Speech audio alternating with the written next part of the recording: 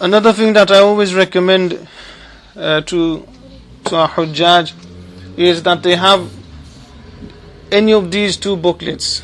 These booklets, because when you are going to be in a state of ihram, your dua is accepted by Allah subhanahu wa ta'ala. The Hajj's du'as are accepted by Allah subhanahu wa ta'ala, and especially after you've completed your Hajj. As I mentioned yesterday, the Prophet sallallahu alaihi wasallam had advised the Sahaba, he had advised us that when you meet the Hujjaj, the Hajjis, then ask them to do dua for you. Ask them to seek forgiveness for you, and ask them to do dua for you before they reach their homes.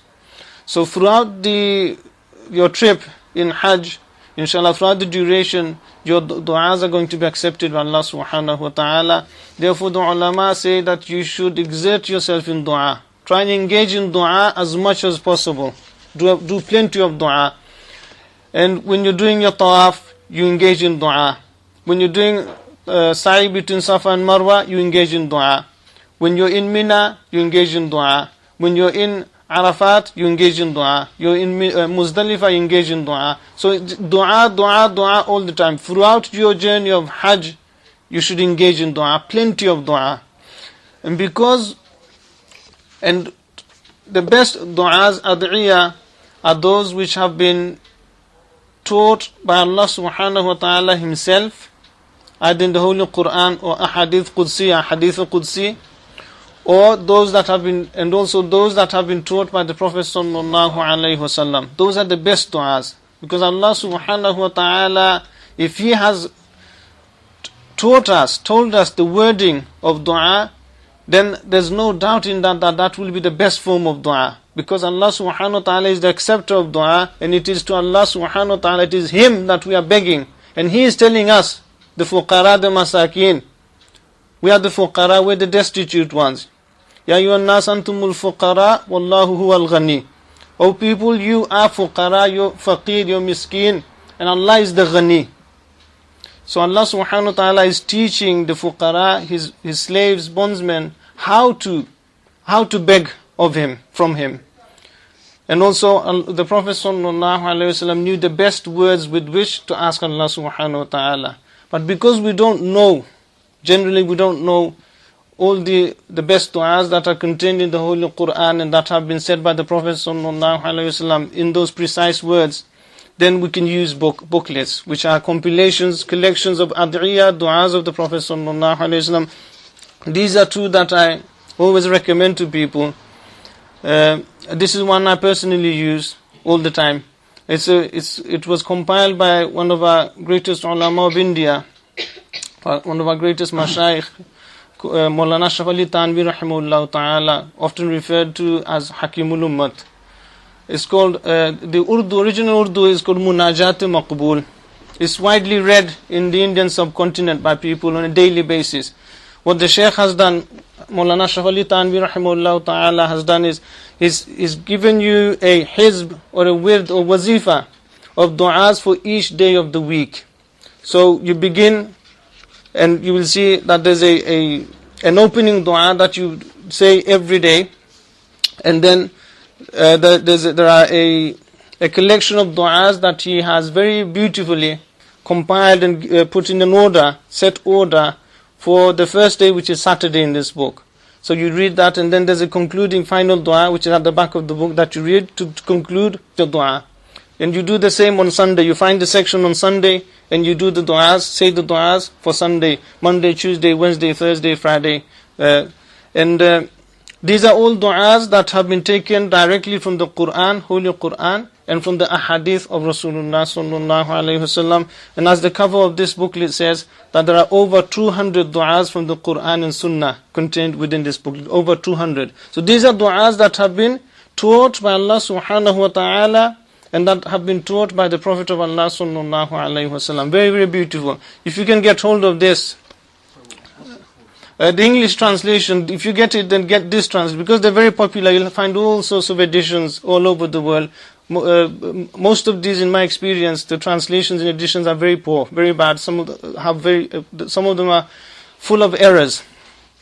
I saw in a relative's house a female relative reading this Munajat Maqbul in Bangla. Bangla meaning the translation with the original Arabic is in Bangla. And I just browsed through it, and every page had 3 to 4 or 5 errors in the wording of the du'as, errors in the Arabic. This is how bad it can be. This is the best that I've come across, which I use, and I've also bought this for people who wanted it. It's called the Accepted Whispers. The Accepted Whispers, and if you buy it by this edition, I got this from Azhar Academy bookshop in London. This will cost you about probably £4 or £5.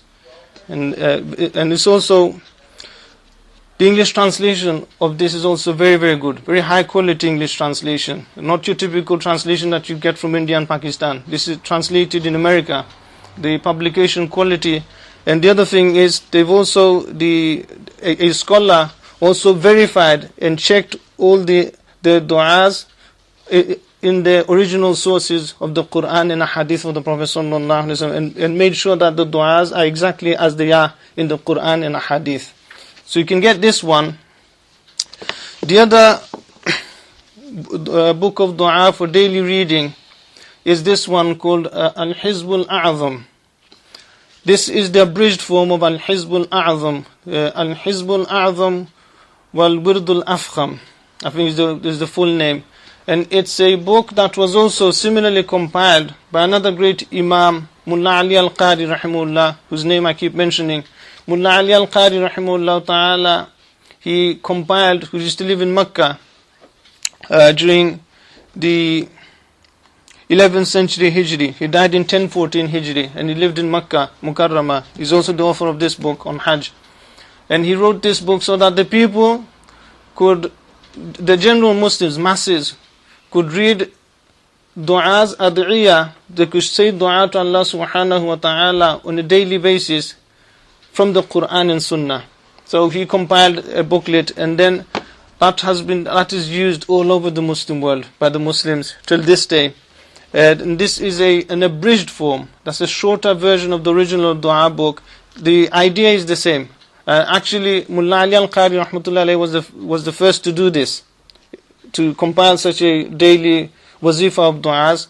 And then Mawlana Shafali Tanvi Sahib rahimahullah ta'ala then just followed in the footsteps of Mullah Ali Al-Qari, and he did a similar one, which is taken from this, but he's made some changes, a lot of changes to his style.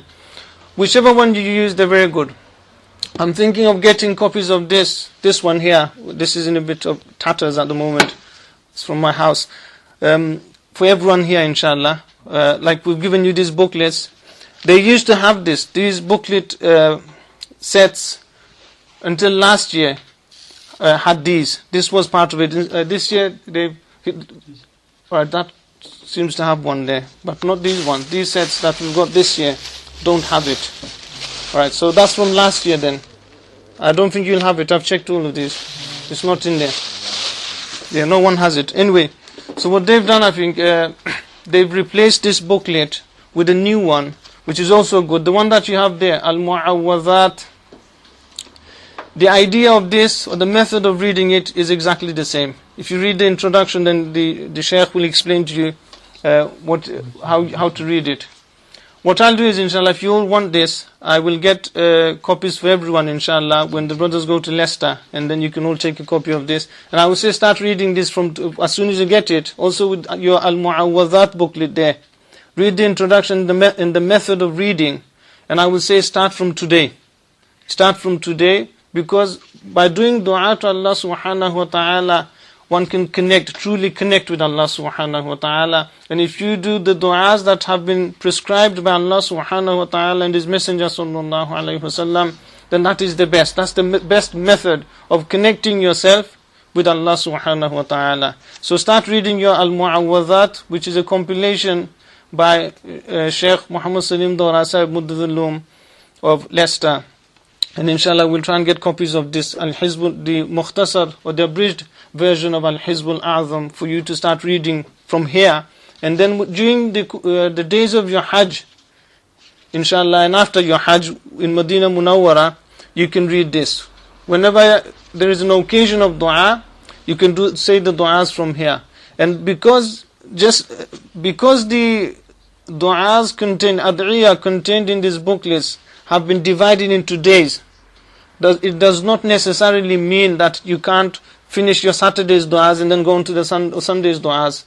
You have to wait for Sunday. No, that is not the case. It's just that in order to make it easy for us, the compilers, authors of these books, have just divided them into 7 parts, so that it's easy for us to set ourselves a target of completing 1 part for each day. So when you're over there, then you can say to yourself, say when you're doing tawaf will take you anything between 30 to 40 minutes to just complete 1 full cycle of tawaf, 7 circuits. You can say to yourself, I'll begin from the beginning of the book of Al-Munajatu Maqbul, wa Al-Hizbul A'zam, wa Al-Mu'awwazat, and I will keep reading all the du'as to the end. When you're doing sa'i between Safa and Marwa, you can do the same. When you're in Arafat, when you're in Mina, Arafat, Muzdalifah, you can do the same. When you're sitting in the Prophet ﷺ's masjid, you can do the same. So you don't have to limit yourself or restrain yourself in your du'as. Do as much du'a as possible, especially in a state of ihram, because then your du'as are the most valuable. They're like pearls, diamonds at that time, in that state of ihram. Just one question. Between Safa and Marwa, is there a specific dua or you can just do any? Alright. When you look in the books of Hajj and Umrah, you will see, not in these booklets. These booklets also do the same to some degree. But when you look in the books that are available in the market on Hajj and Umrah, then they say you say this dua at a certain point, and that dua at a certain point, and so on. All these du'as, ad'iyah, are not necessary to be said at those certain points. They're just recommended by the authors of those booklets or books, or by the ulama. But if anything has been passed on from the Prophet ﷺ, meaning if anything is from the sunnah of the Prophet of Allah ﷺ, then the books will state that this is from the sunnah that you say this. Okay? Otherwise, when they say you say this dua, you say that dua, etc., then you don't have to say those duas. But if a good alim in his book mentions that you say this dua, then we should try and say that dua at that certain point. We'll come across some duas. For example, when you're doing your tawaf, you pass the corner of the house of Allah Ta'ala called Ar-Ruknul Yamani, the Yemeni corner. After you pass the Ruknul Yamani, then the next corner of the house is Al-Hajarul Aswad, the black stone.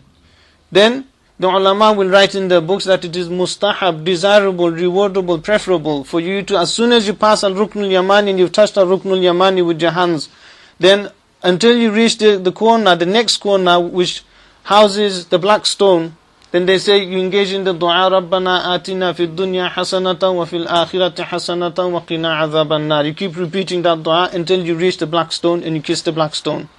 So these are preferable. You try and say that dua, and the other duas that have been mentioned in the book list, some of which inshallah we will come across.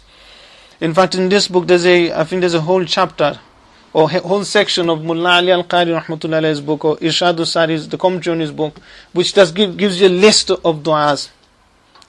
That you say these du'as, and he specifies where you say this du'a, where you say and he gives you a list of du'as to say at the various points in your Hajj, during the rituals of your Hajj.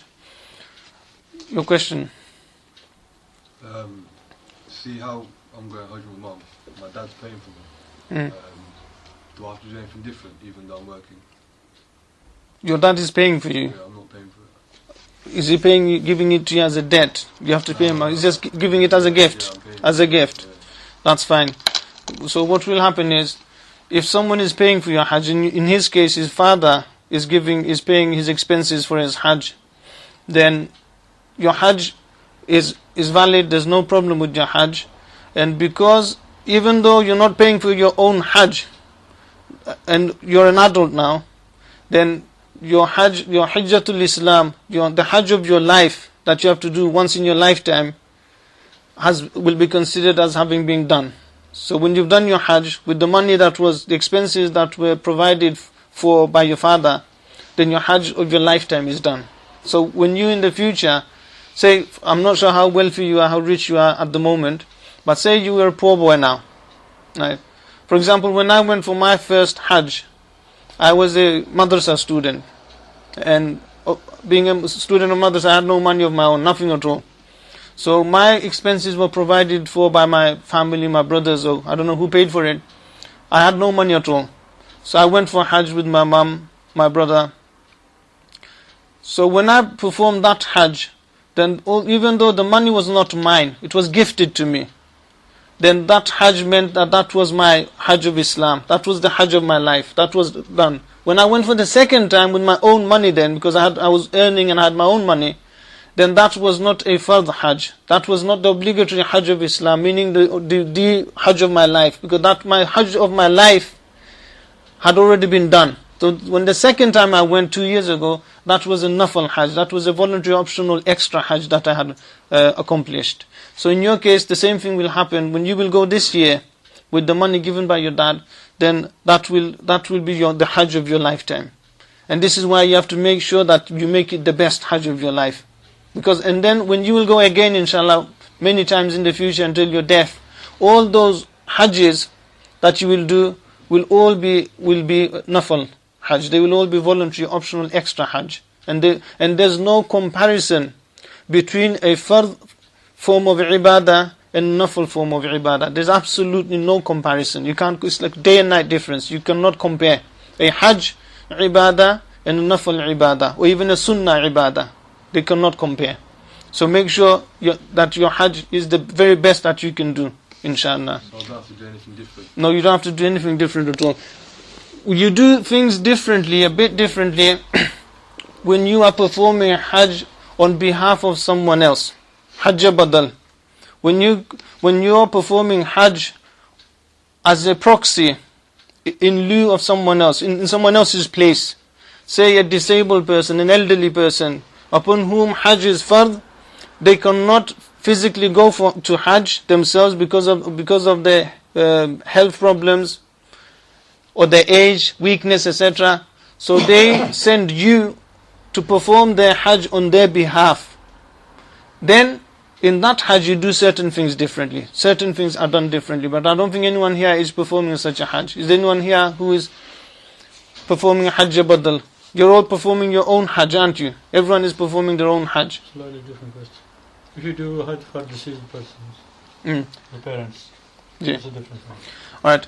So Hajj badal that I've described is when you're doing Hajj on behalf of someone Who is paying for it?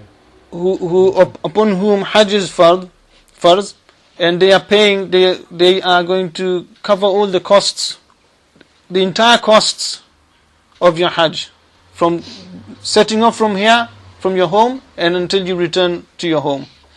Similarly, if a person upon whom Hajj was farz, and they neglected the duty of Hajj, and they died, then the warithin, the heirs, the family members, can then, or if that person had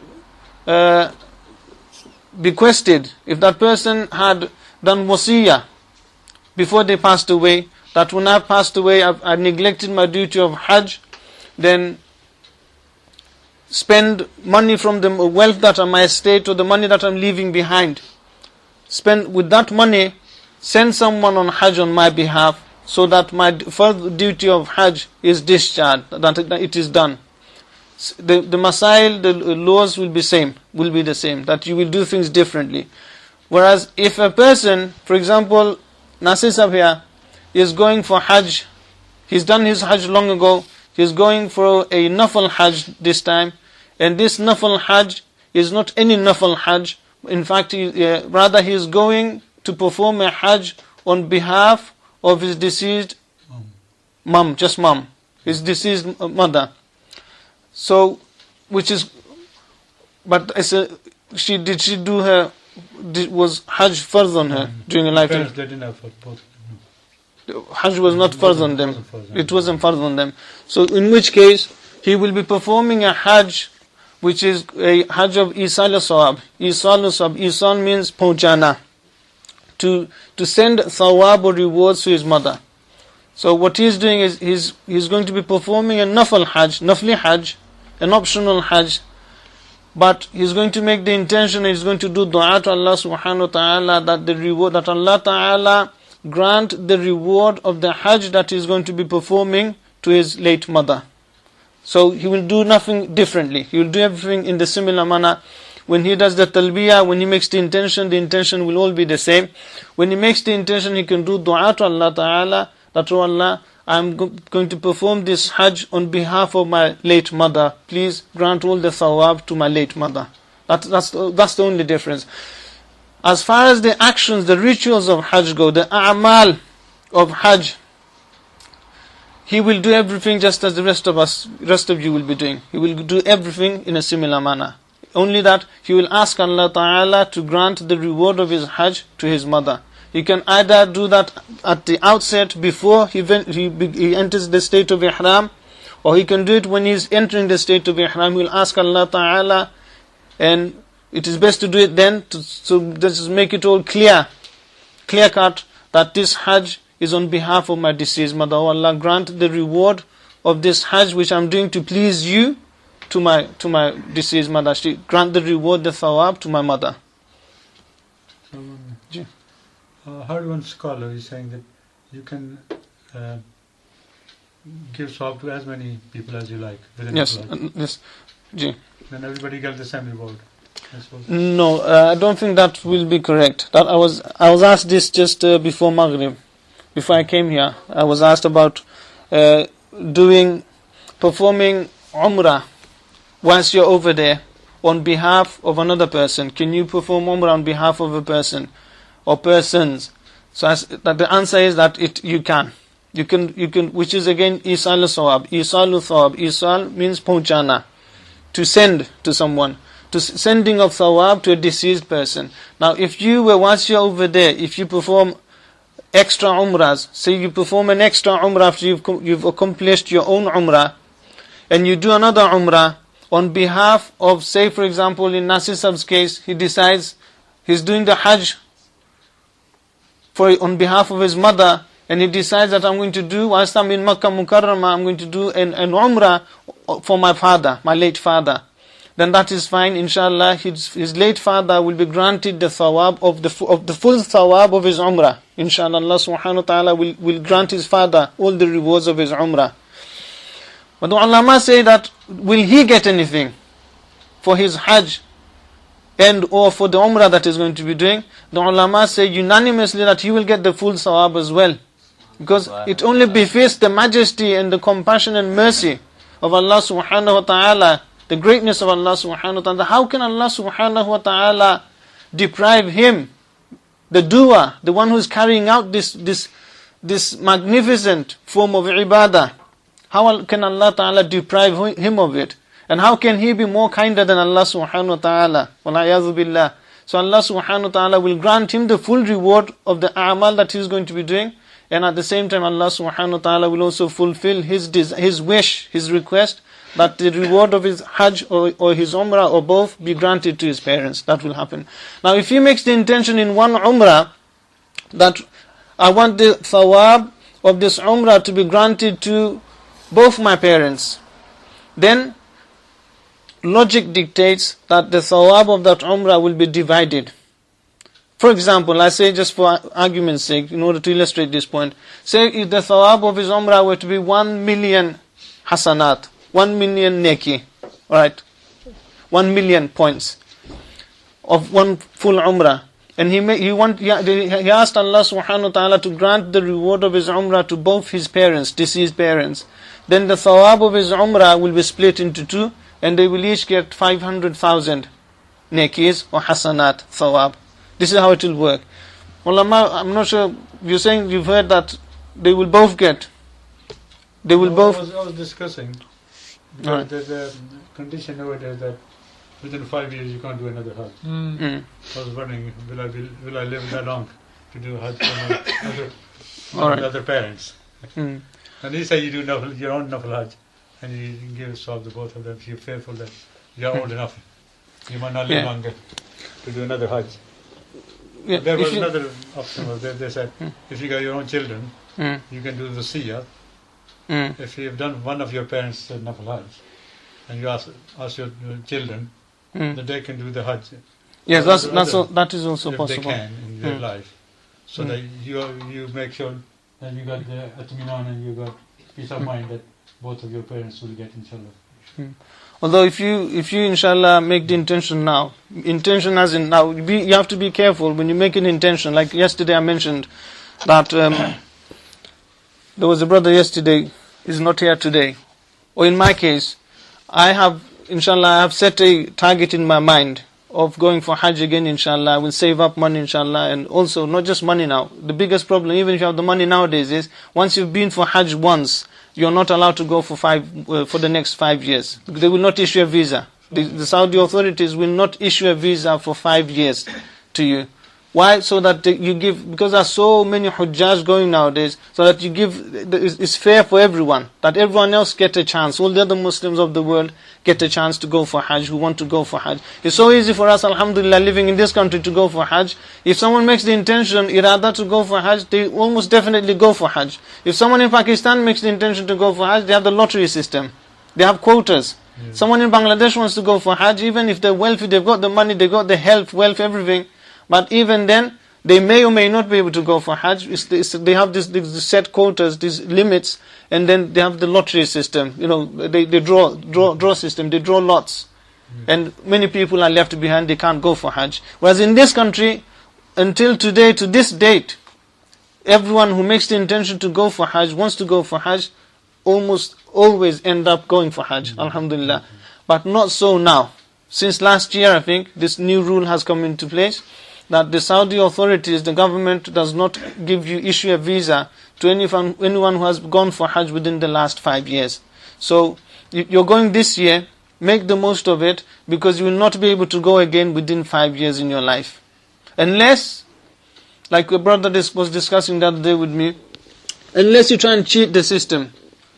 He was saying that he can't go from here, but he's going to go to Pakistan, because some Pakistani agents have said to him that we can do it for you, come to Pakistan, we'll get you a Pakistani passport there because you have dual nationality, and then using a Pakistani passport, we'll send you for Hajj from Pakistan.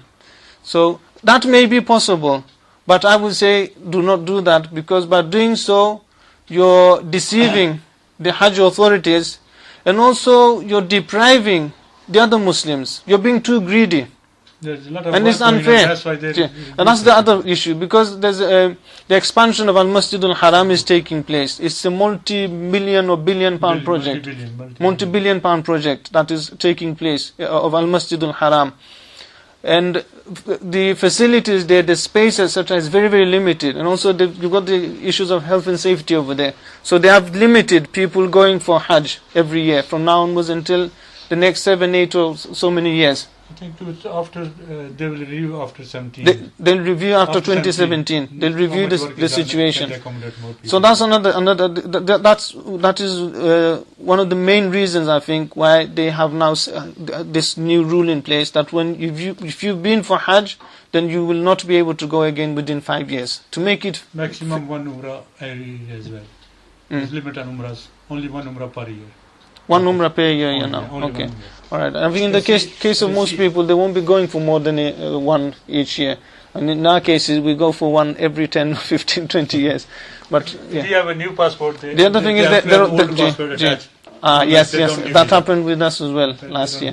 So if your passport is a new one, recently issued passport, then they will not issue a visa unless you show them your old passports. So you can't cheat them. You can't say, for example, I can't say to the passport agency here that I've lost my old passport and I'd like a new passport, and they'll give me a new passport if I apply for a new passport. They won't ask where is it or whatever. They don't. They just give you a new passport, and then I can't go with this new passport, because when I will apply for the visa, the Saudi embassy will want to see my old passport, and if you say I've lost it, I don't think they will be too bothered to help you, because yes, they just say tough, because there are so many people who want to go for Hajj.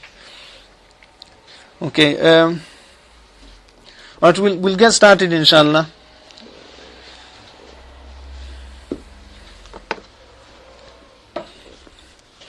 Okay, now you're setting off from home.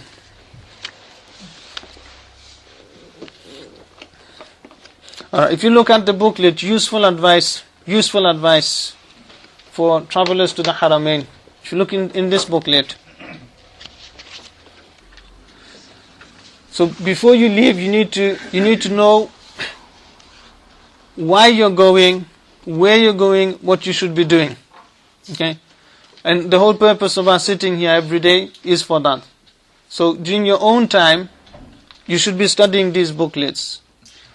Study these booklets and also the virtues of Hajj, which does not give you the laws of Hajj. It will not give you the masail, the rules of Hajj, but it gives you the significance, the reality of Hajj, the virtues of Hajj, the greatness of Hajj. Read that booklet as well if you can. At the bare minimum that you should be doing, you should be going through these booklets. So do that during your own time. And also attend these lessons, these sessions. Make sure your intention is the right intention, which we discussed yesterday. That you are going for your Hajj only and only to please Allah subhanahu wa ta'ala and nothing else. Repentance. Make sure you do tawbah from all sins, major, minor, knowingly done, unknowingly done. All forms of sins, make sure you do tawbah before you set off for your Hajj, which we discussed yesterday.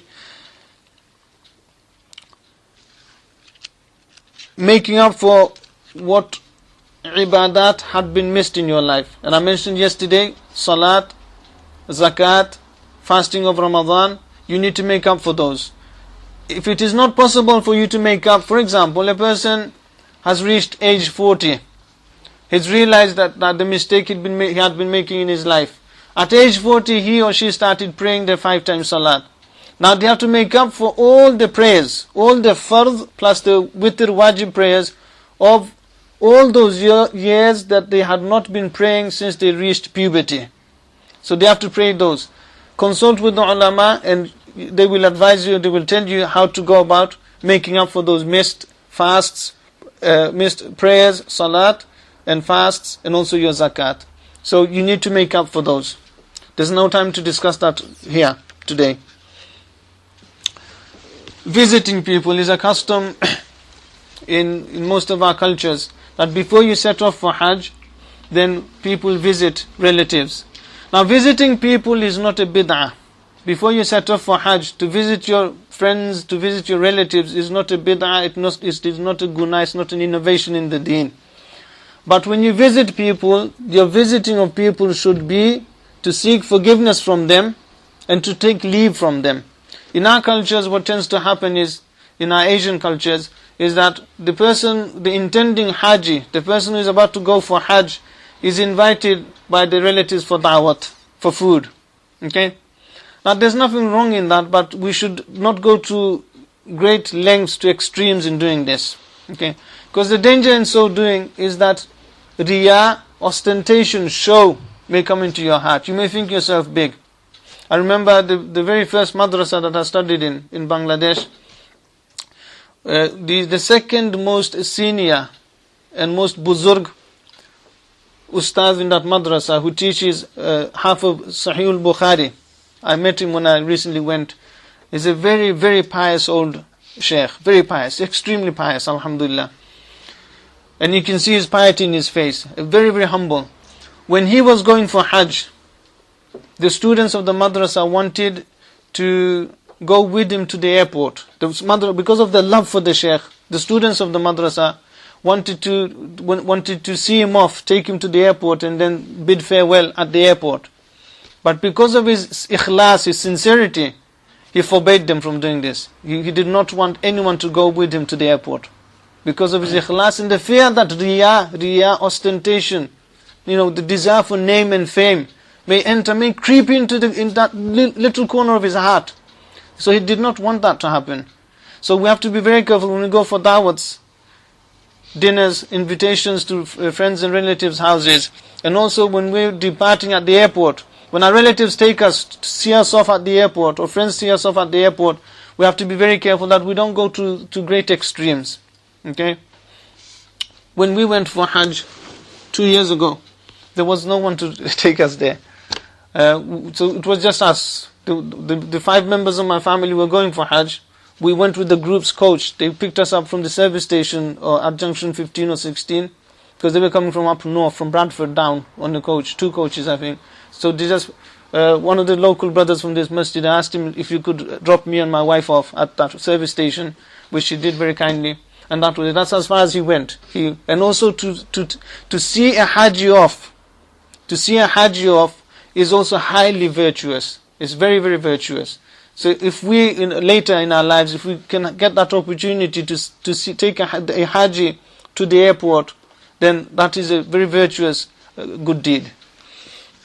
So we should always be alert, on the guard, vigilant, that shaitan does not spoil my Hajj by spoiling my sincerity, ikhlas. Ikhlas means that whatever we do in our lives, we should do only and only for the pleasure of Allah subhanahu wa ta'ala. The Prophet sallallahu alayhi wa sallam said in a hadith, أخلص دينك يكفيك العمل القليل. أخلص دينك. Have ikhlas, sincerity, khulus in your deen, in all the a'mal, the deeds that you do in your deen. يكفيك العمل القليل. For amal qalil, little deed in quantity, little in quantity will suffice. So if you do a huge lot of a'mal, good deeds, but those good deeds are lacking in ikhlas, sincerity, then those good deeds will not benefit you as they should have benefited you in this dunya, and more importantly in the akhirah, in the hereafter. Whereas if you do a small deed, a relatively small deed, neki, but it has ikhlas, full ikhlas, you're doing it for the pleasure of Allah subhanahu wa ta'ala and nothing else, then that will be far greater in weight on the Day of Judgment on the scale, than a whole lot of deeds that you did without that quality of ikhlas, that level of ikhlas or sincerity. So make sure whatever we do with full sincerity. When we are setting off, it is important that we set off in the best company. And this is not just when we're traveling, but rather in everything that we do in our lives, that make sure that we have good company. In our lives we should always look for good company.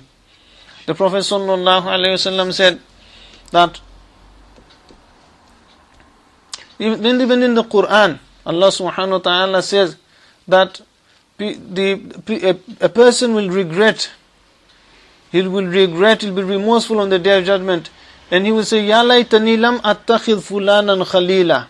Ya laytani lam attakhidh fulanan khalila. Hai kash मैं फुलान को अपने दोस्त के तौर पर ना लेता.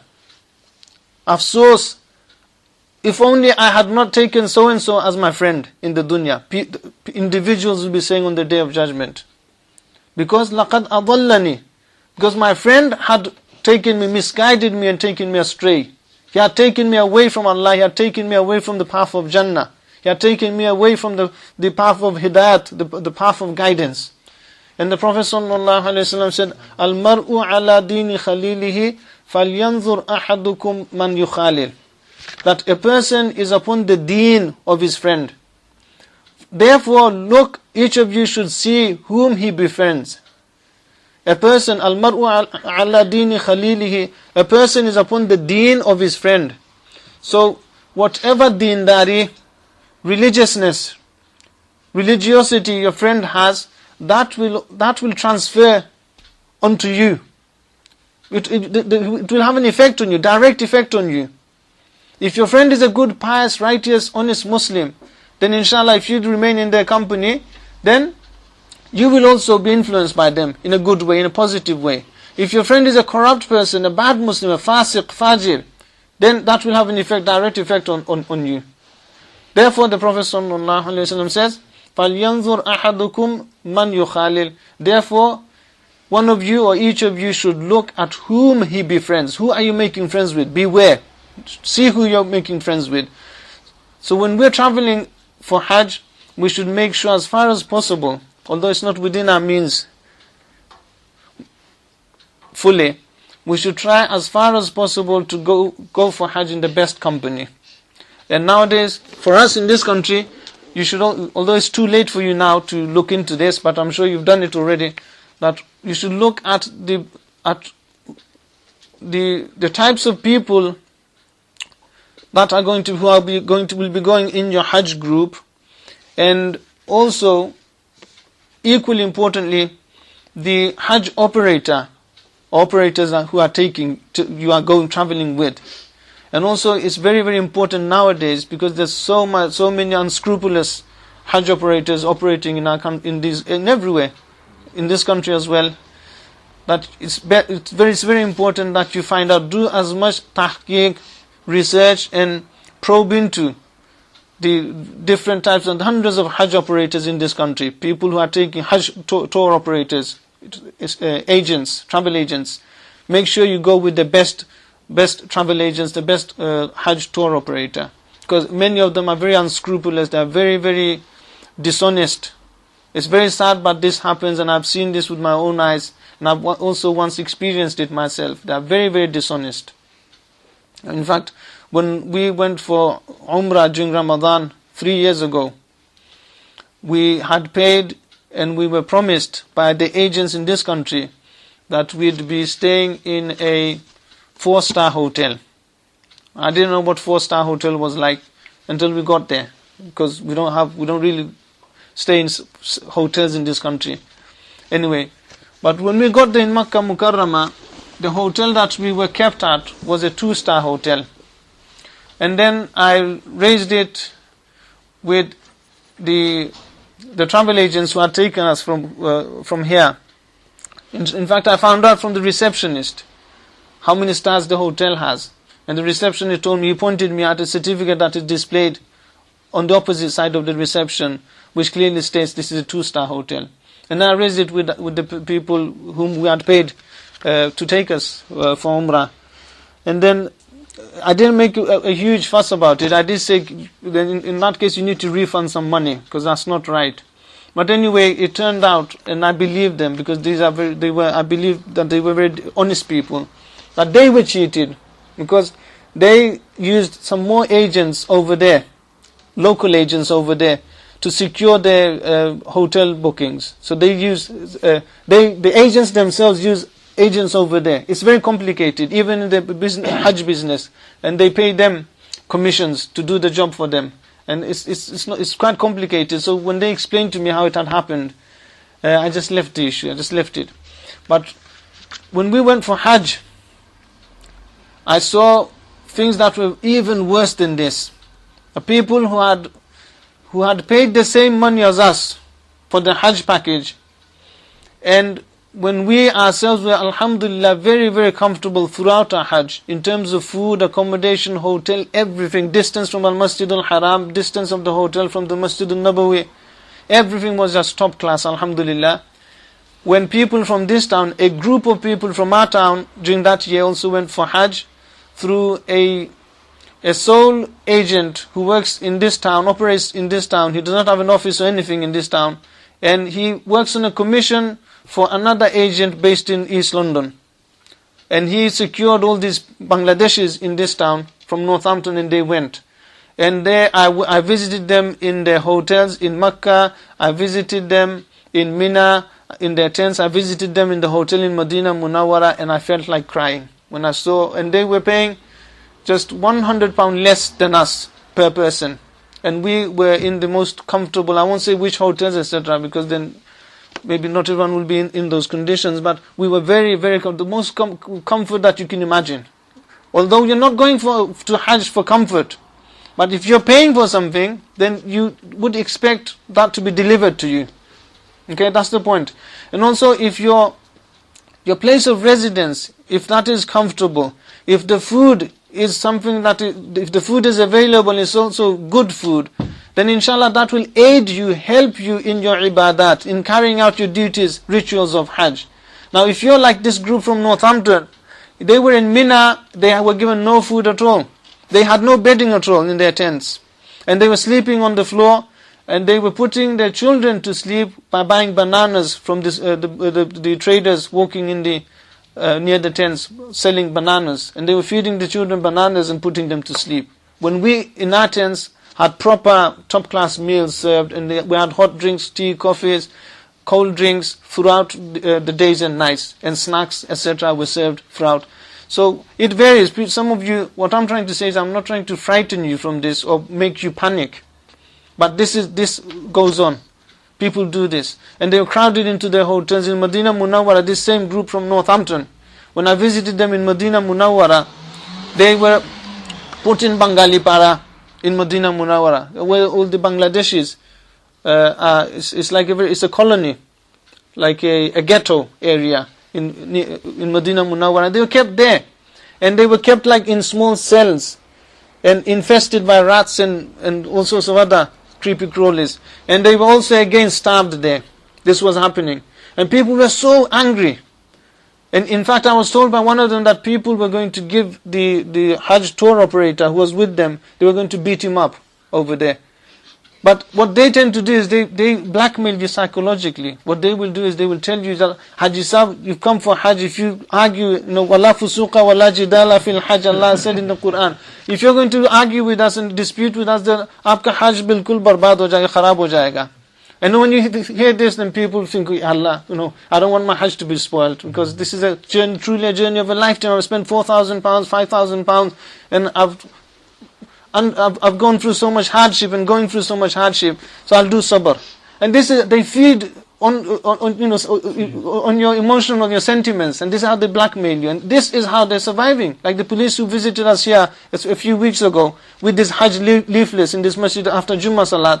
And I mentioned to them this, and they said they're aware of it. Anecdotally, the police are aware of this going on. That this happens, it's a big trade in the UK. Because the Hajj business is a very, very booming business in the UK and all over the world. And the police are anecdotally aware of it. But the police were saying to us that because the Muslims do not report these crimes to us, and the relevant authorities who deal with such fraud, they can't do anything. Unless the Muslims go to the police, they will not be able to do it. They know, they are aware of it anecdotally, as I was telling the police officers. So from me they knew about this certain agent, but they can't do anything because no one has reported that agent to them formally. So make sure that you're in good company. The people that you're going in, the group, people in that group are good people, Neek, Saleh, righteous Muslims. As far as possible, it's not within your capability to pick and choose who goes in that group, because you yourself will be lucky enough to go in any group nowadays, because there's so much competition and so few places. And also, more importantly, make sure you do as much tahqiq research as possible. You find out as far as possible that the agent with whom you're going, the tour operators with whom you're going, are the best possible people, or the reliable, good, honest people. Because this is, I hate to say this, but it is quite a very murky and even a dirty trade nowadays, because of these unscrupulous people. However, I should add here, if you do find out of all of you brothers and sisters here, I don't think everyone will be as fortunate as we were, alhamdulillah, as fortunate as many of us may have been, well, not you, because, Nasir Sahab and the brother there, previously, during our previous trips. If you do find anything which is unpleasant, or you find that you have been cheated in any way, then you should be careful that you do not spoil your Hajj. But that does not mean to say that you should not be seeking your right from the people, from the tour operator, and asking them to set things right for you. Because if you paid for it, then it is your haqq, it is your right that they deliver what you paid for. But don't spoil your Hajj by fighting over there. Leave it until you return, and then you should take you should seek the assistance of the law when you reach here. If you do, but there are also there are things which are beyond the capacity, the capability of the Hajj tour operator. Now you have to understand that 2.5 to 3 million people are going to be converging, gathering all at the same time in that small space of Makkah Mukarramah, and also when everyone moves to Mina, from Mina to Arafat to Muzdalifah, back to Makkah, then everyone are moving all at the same time. Things will not happen on time, things will not be delivered to you on time, things will not be as you would wish them to be. Things will not have, you will see that no matter how many stars your Hajj package is, even if it's 5 stars, if it's more than 5 stars, if that is possible, you will still encounter hardship. There will be taklif and mashaqqat, there will be. Because Arafat, your Mina will not be a 5-star tent. Arafat will not be 5 stars. You'll be on the ground in Arafat. Muzdalifah will be completely under the sky, the night sky, on rocks and not sand, pebbles, stones, which are very, very rough. Yes, and the terrain is very rough. Some of us were on high ground. Some of us were in a hole. Because you just get whatever space you find when you go to Muzdalifah during the night. Your family member could be in a hole, and you'd be on top of that hole. And if you just roll over in your sleep, you'll fall into that hole on top of them. This is how it is over there. Some of us were on the mountain top. Some of us were sleeping on cliffs, on the edges of cliffs in Muzdalifah. So that's no star at all. So, and this is why Hajj is a complete, absolute, full cleansing exercise. Allah subhanahu wa ta'ala will completely cleanse you through your Hajj because of this hardship that you'll endure, mashaqqat you'll endure with sabr and patience. This is Hajj. So there's a difference between being cheated by your Hajj tour operator and things that are beyond their control. And there will be many things that are beyond our control. Like I mentioned to you yesterday, our biggest test in our Hajj 2 years ago was that we got lost on the 10th of Dhul Hijjah, the first day of pelting Al-Jamratul Aqaba, the big shaitan. We got lost and we were wandering in the intense heat of Makkah Mukarram, Arabian heat for 6 hours. Just wandering about looking for our hotel. These things happened. It was really no one's fault. It was muqaddar. Allah subhanahu wa ta'ala had written that for that to happen, and so it happened. We just got lost, cut off from the rest of the group, and then we just got lost and we were in the heat for 6 hours. The reason I'm saying this to you is not to boast to you that this is how we suffered and we endured this suffering. Well, I'm not trying to frighten you by saying this, but what I'm trying to say to you, brothers and sisters, is that this is the reality. These things will happen.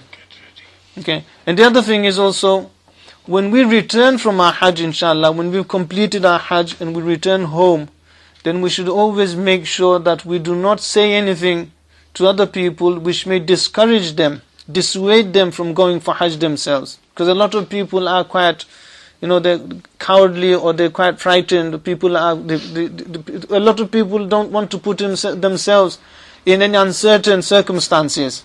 Okay, not cowardly, but some may be cowardly, buzdil. Others will just want to be extra cautious. Now, if people will have genuine reasons for not putting themselves in such a situation. So if we say to them, oh, if you go for Hajj, and if I said to people, people, when we went for Hajj, we were lost in the intense heat of 45 degrees Celsius for 6 hours. Now, if a person hears that, then they will get frightened straight away and say, no, Allah forbid, I don't want to go for that. Then they won't go. So we have to be careful when we return, inshallah. We have to be careful that we do not say anything to others which may discourage them from going for Hajj themselves. Otherwise, if they do, then you will be responsible for that person not going for Hajj. Also, the other thing also is that we should not do the opposite, which is we should not be boasting. We should not be boasting about our accomplishments over there. Or do you know how many times I kissed a black stone? Do you know what I did in Arafat? And so on. No, that is also wrong. Like you may have heard the story of the man that when I think it's mentioned in one of these booklets, that he had a visitor. He had just returned from Hajj, and he had a visitor.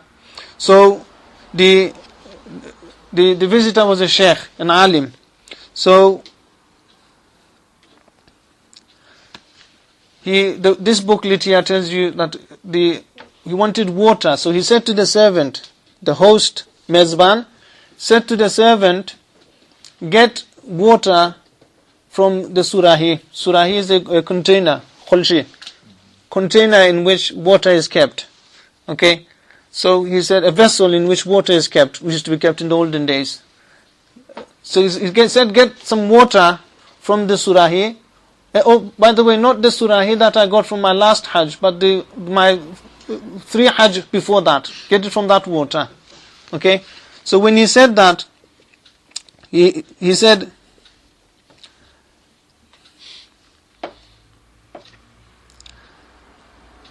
so don't get it from that surahi, but be careful that you do not break that surahi. You do not break that vessel. Be careful. Now, the Shaykh was, according to this version of the story, the Shaykh was Mawlana Ashraf Tanvi Rahmatullah himself. He was visiting a Hajj who had just returned, or who was visiting someone who had performed several Hajj. So when he said to his servant, get water for the Shaykh from that surah, from that water vessel, but not the water vessel that I got from my last Hajj, but the one before 2 or 3 Hajj, that one. And be careful, by the way, that you don't drop it and break it. When the Shaykh heard that, he said, whether your servant breaks the water vessel, the container or not, by doing so, you have broken your Hajj itself. You have broken your Hajj. Because he ascertained from the tone of the man that he was trying to boast indirectly. He was trying to boast indirectly that I haven't accomplished a single Hajj, but I've accomplished several Hajj. This is what he was trying to say to the people. So we have to be on the guard, vigilant all the time, that shaitan does not, before, during and after our Hajj, he does not spoil the virtues, the rewards, the nur, the barakat of our Hajj, all the way till we reach our graves. The ulama say, until we've reached our graves, shaitan will try to spoil the virtues of your Hajj, the rewards, what you've earned from your Hajj. The reason why I've mentioned the things that I've mentioned to you is not to boast to you or anything. There was nothing that was boastable in what I've said, but rather the things that I've said to you was not to frighten you. But what I want to say to you is that that this is the reality. Things will not go according to plan. So you need to be prepared for that things will not happen according to plan. And I will mention a few things as we go along, inshallah.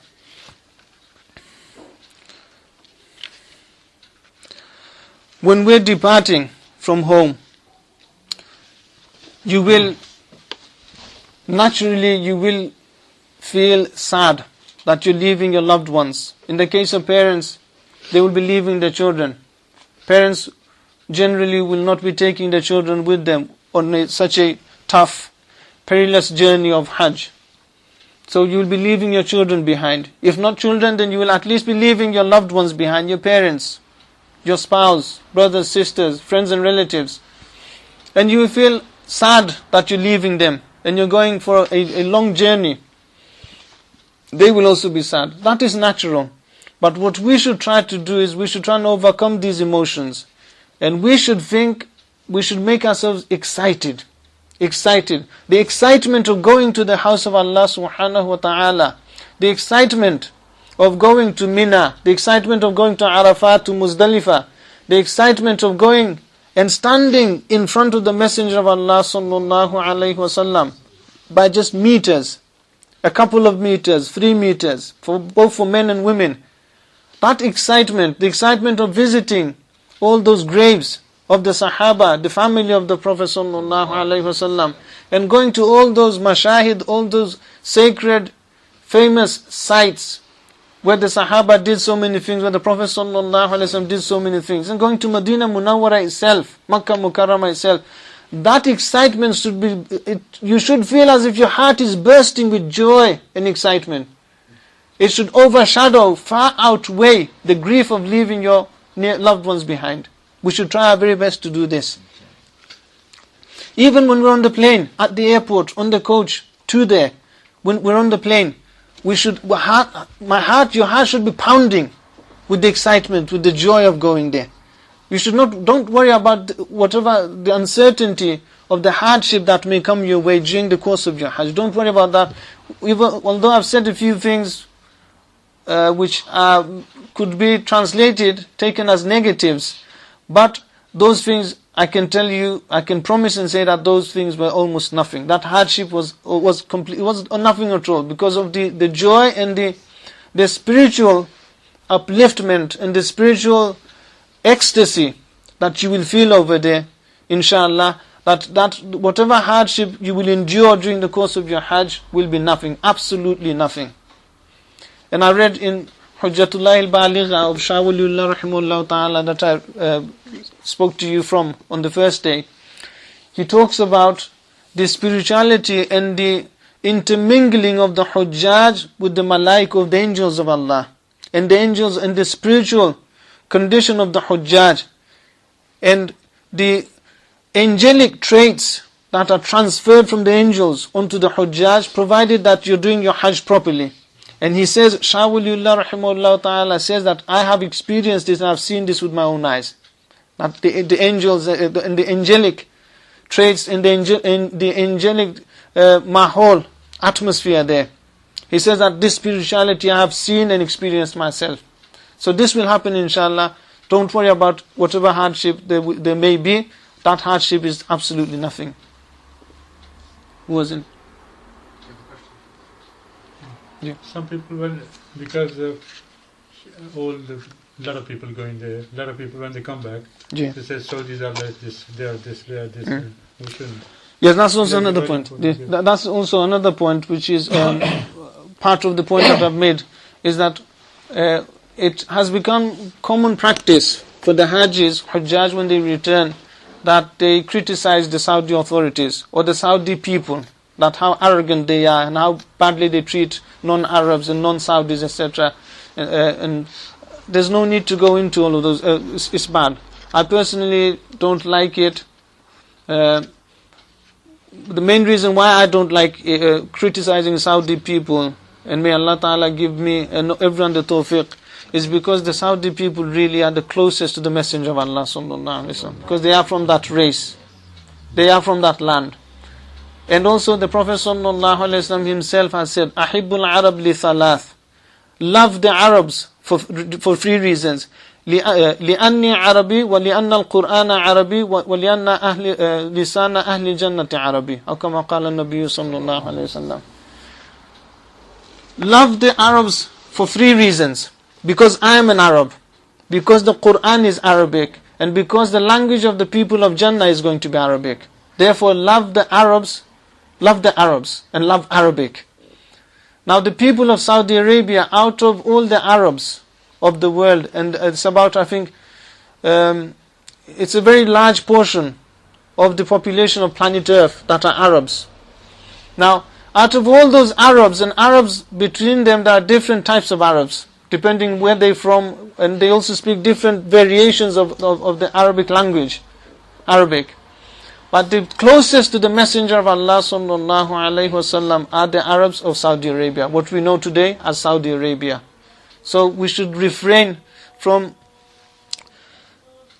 being rude with them whilst we're over there, taking advantage of their kindness or their politeness. And also, if they're harsh towards us, then we should just accept it with sabr, with patience. And when we return, we should refrain from criticizing them, saying that how arrogant they are, and they don't know how to manage a crowd, they don't know how to do this, they don't know this, and we should not be criticizing them in any way. Just a quick question on the journey. When you went for your Hajj, did you wear your ihram when you got to the airport, or did you wear it? That will come inshallah. Unfortunately, we will not get to the performance of Umrah today.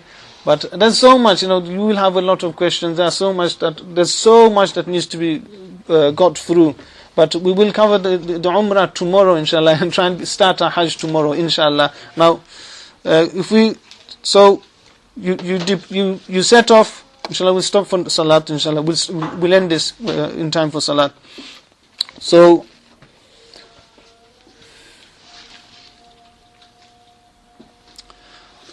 alright, that's your question will be answered now. Now you're about to set off. You're about to set off on your journey. What you must do is, you will obviously have done all your shopping, essentials that you need to take with you. You don't have to take a huge suitcase full of clothes and food and snacks and toiletries and medicines, etc. You don't have to do that. Just take the bare essentials that you will need during your journey, during the course of your stay there. Saudi Arabia, by the way, is a developed country. Okay, it's a very advanced country. It's not like Bangladesh, Pakistan or India. It's a very, very wealthy country. And you will have things which are very similar to Tesco and Sainsbury's and Asda. They have supermarkets there. There's one that is very popular, Bin Dawood, there. You will find this, it's a supermarket which contains almost everything, and even products from the UK. Loads nowadays, there are loads. They're everywhere because of the Hujjaj from the Western world, and people who go for Hajj generally go with money. So I would say there's almost nothing that you will find in this country which you will not find over there. They're all in the shops. So don't take a huge suitcase of luggage. Just take the bare. And so prices generally are cheaper because of the difference in the currency. Prices are generally cheaper. So don't take everything from here. Just take the bare essentials that you need. The clothing that you will be wearing during the course of your stay over there in Makkah and Medina Munawwara. And maybe take some medication that you may need, emergency medication for tummy upsets, etc. Take those things that you will need. Apart from these bare essentials, and your toiletries, okay, your toothbrush, etc. that you will need, and that's it, a towel, and your most importantly, the things that you need for your ihram, because you will have to enter your state of ihram before you land in Jeddah, if you're going to Jeddah.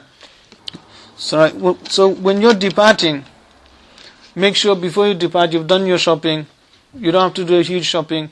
Make sure the cloths of ihram that you will need. Now ihram in the case of women is they don't have to wear any particular clothing for ihram for women. Nothing at all. The Prophet ﷺ said, Ihramul mar'ati fi wajhiha, aw kama qala an-nabiy sallallahu alayhi wasallam. The ihram of a woman is in her face. Meaning that her face, it is not right to say that her face must be left uncovered. That is not correct. Clothing, the garment, no garment must touch the skin of the face. That is the ihram of the woman. Okay? No cloth must touch or stay in contact with the face of a woman. Okay, that's the ihram of a woman. The face is the ihram of the woman, of a female. So, women who observe full Shari'i hijab, they can still carry on observing the full hijab of niqab by making sure, and you can buy these nowadays even in this country, there's a cap-like thing that you put on your head, on your forehead, and then when you put your niqab, your face veil over it, then the face veil is on top of that cap-like the cap that you wear. Now what happens with that is that then the niqab or the face veil does not touch the skin of the face. Whilst the woman is walking, if that face veil touches the face by the wind, etc., that's fine. Because it will only be touching for a second or two, that's fine. Okay, but that should not be touching and it should not remain in contact with your skin of your face. That is the only hijab of the woman in the face. Apart from that, a woman is allowed, if sisters have questions, you can write those questions and I'll answer them tomorrow. Apart from that, a woman does not have to do anything different or wear anything differently than she is wearing at home.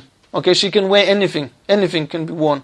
However, perfumes, etc. are not allowed even for women in a state of ihram, which we will come across inshallah when we go through the list of don'ts, prohibitions in a state of ihram, inshallah, for both men and women.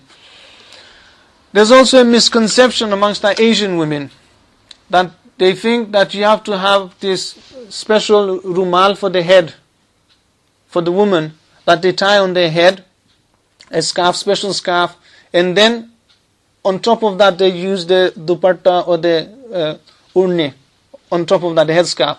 They tie like a bandana type rumal on their head. I've seen this with Asian women, even in our groups. They tie a sort of like a rumal on the head, and then on top of that rumal they then use the regular headscarf. Now that is a misconception. It's wrong. Meaning wrong in the sense that it has no foundation at all. It's just baseless. Someone at some point in history did it and stressed it, emphasized it, and then that was just passed on from generation to generation. But it has no dalil, no evidence in the Sharia. Women's ihram, as I've said, from the Prophet ﷺ hadith, is in the face.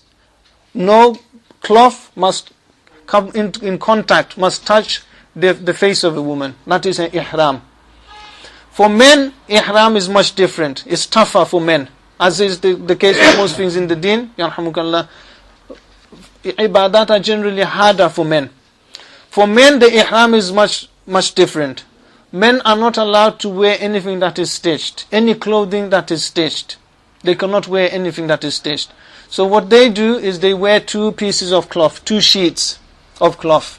One as an izar or a lower garment, and one as an upper garment.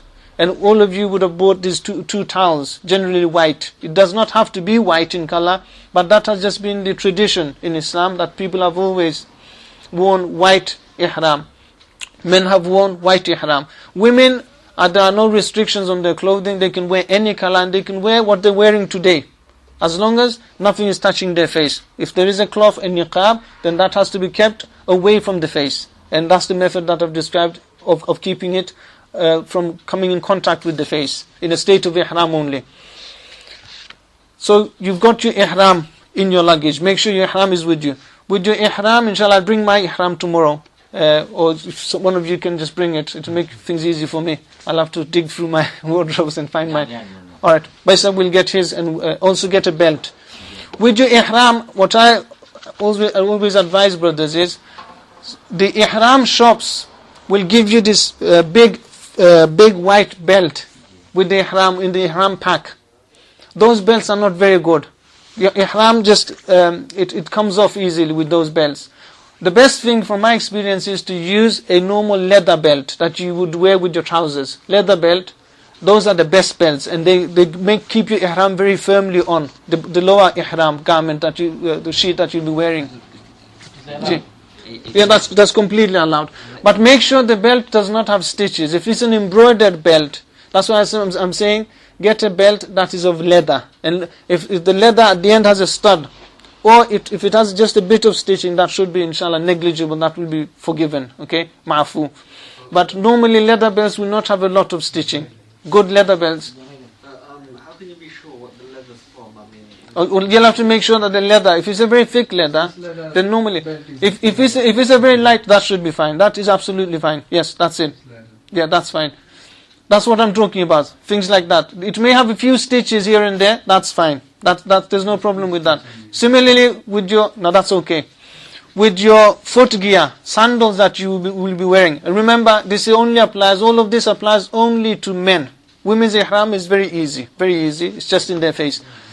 With your foot gear that you will be wearing, if your sandals have some stitching, and normally they're not a lot of stitches, they're also negligible, they're also they're maaf. Okay? You don't have to worry about that.